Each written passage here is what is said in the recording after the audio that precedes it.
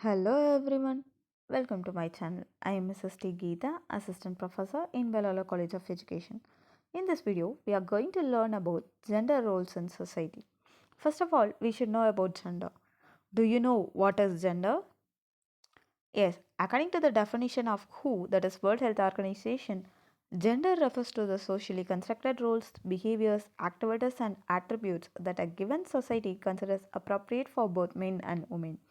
Actually, gender is rooted in biology and shaped by our environment and experiences. First, meaning of gender role. Actually, gender role is generally defined as a set of attitudes, behaviors, and self presentation methods ascribed to members of a certain biological sex. For example, there is a say that girls should always play with dolls and boys should always play with trucks, and girls are always attracted towards the colors like red and pink, and boys are directed towards the colors like blue and green. First, we are going to see gender roles in family. In most of the societies, the family systems are based on the gender roles as defined by the society. It is pre-designed gender roles that help members of the family to run the family with bound responsibilities. Most parents dress their children in gender specific clothing and they give them toys according to their gender stereotypes. Basically, family serves as a primary social agency in the process of socialization of the children. Now we are going to see the responsibilities of boys, girls, men, and women in each family. First, the roles of girls in family is helping mother in family maintenance, learning from mother the beliefs, customs, and practices, and other cultural elements specific to their cultural group, and showing interest in education and arts. Whereas the roles of boys in family is to be helpful to their father, shows interest in education and learning new skills, and to excel in courage, effort, and devotion to work. And some characteristics expected of women by the society is more participation in family routines, keeping their home clean, neat, and tidy, and practicing hospitality, and understanding about menstruation, child rearing, and spending economically. That is, they should manage the family within the income and available resources. And some characteristic expected of men by the society is courage and leadership qualities, earning capacity, higher education and training, and responsibility of protecting the family. And the next one is gender roles in culture. Culture includes everything that are shared by all in the social group and transmitted across the next generation.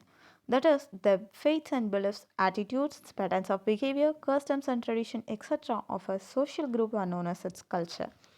Culture, which expresses the norms of as to how men and women living in a particular society should dress themselves, how to behave and interact among themselves, exert great influence in structuring or shaping all aspects of social life in the society.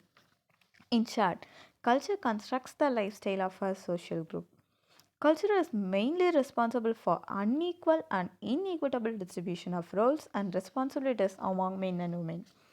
Actually, 50 years ago, no one can even imagine women going for job outside the home to augment their family income and their husband sharing the job of looking after the children with his wife.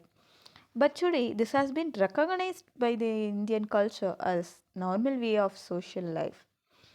And next one is gender roles in religion.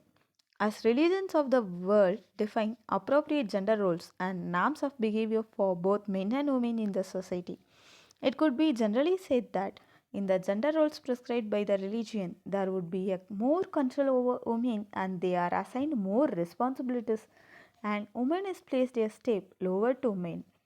Religion acts as a unifying force and hence promotes social integration in several ways. Next, gender roles in caste. Caste in Indian society refers to as a social group where membership is decided by birth itself. Members of the caste group tend to enter into marital relationship among themselves. Mac 1 2006 says that the Indian society follows a rigid caste system which divides people into hierarchical order. This hierarchical caste system governs the distribution of power, social status, and social identity in the society. In every caste, there is a thinking that women are inferior to male members of the community. That this thinking even persists today too. The women who are already treated as powerless and subordinate to men are further subject to insult and they are disrespected by this caste system.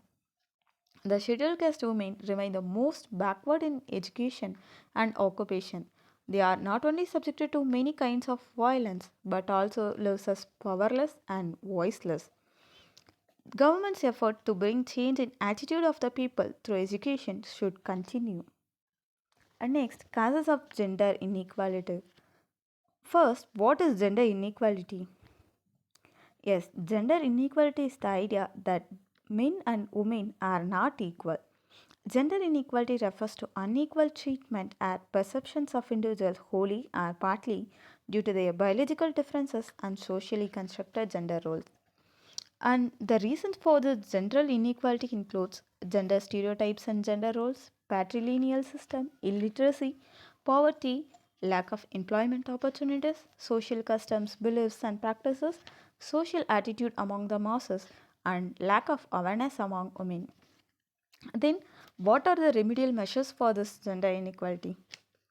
Let us say that spreading awareness of policies of government among the public, making efforts with the help of religious leaders and social activities to eliminate short sighted social perceptions regarding men, women, and transgenders. Strictly enforcing the law pertaining to equal rights to women in their family properties and ensuring protection and favorable working conditions for women in their workplaces, providing safety and basic amenities for women in public places. These are some remedial measures taken to avoid gender inequalities. I hope today you have understood about gender roles in society. Thank you all for your patience listening.